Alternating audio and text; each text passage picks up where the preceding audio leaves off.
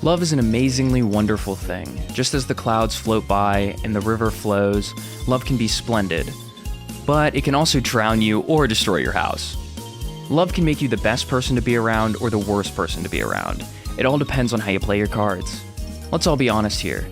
We've all had that one person that we thought we were in love with after only meeting them 2 weeks prior. And after that 2 weeks, you're already in a relationship that ends within the first month.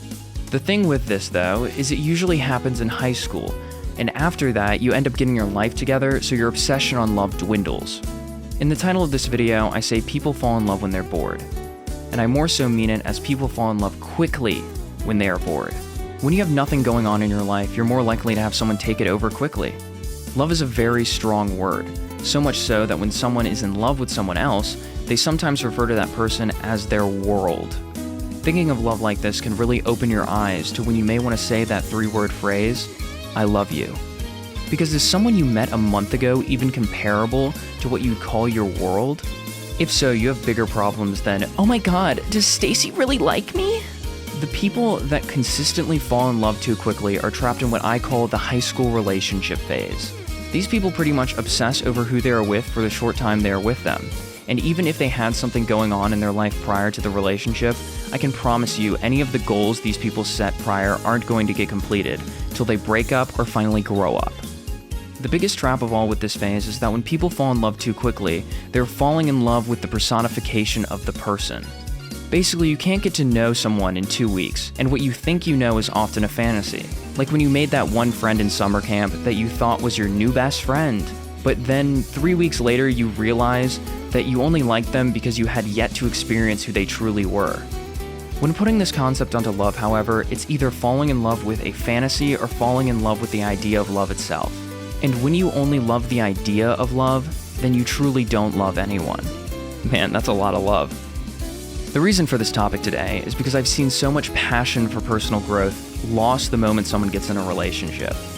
I've seen people abandon friends, people's family relations decay, quit their jobs, stop working on their art, delete any plan of their future, and damn near ruin their young lives for someone they only met less than a month ago.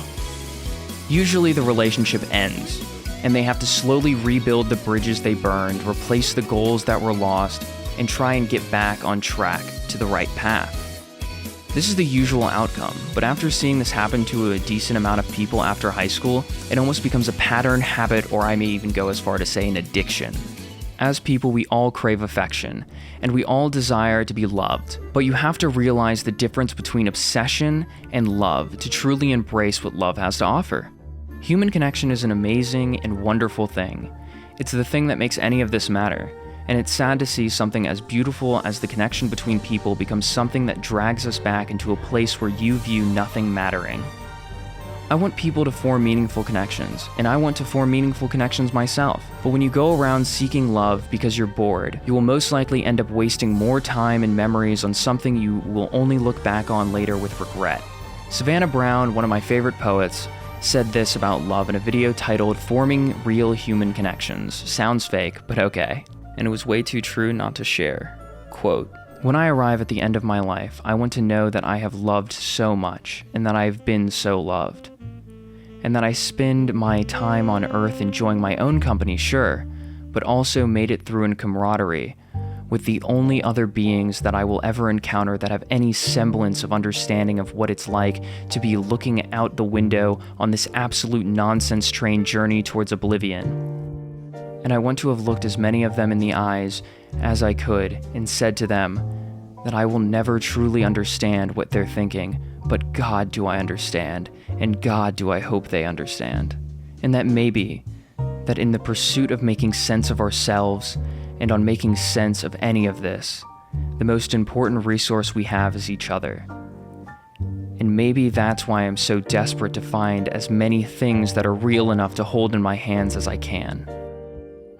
When I hear this, and I think of people making meaningless connections to just satiate the holes in their life, it makes me upset knowing that you can make a connection that truly matters if you just took the time to understand what you can about yourself and what you can about the other person. I hope you all find what you're looking for one day, and I hope that my little thought spiral benefited you in some way. Just know, a lot of bad things can make a damn good story, but if you don't learn, that story will become played out in due time. Till you have to grow up and make a new one.